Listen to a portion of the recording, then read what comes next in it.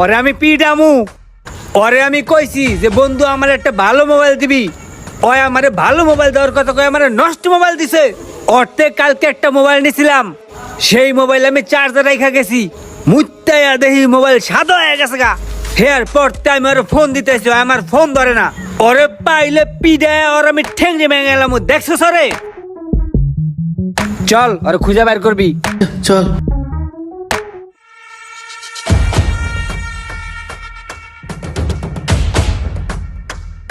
কিরে বেড়া, তোরে আমি এত করে কইলাম যে বন্ধু আমার একটা ভালো মোবাইল দিবি, তোর কাছে একটা ভালো মোবাইলে লেগাইলাম, কি মোবাইল দিছিস তুই এটা আমারে?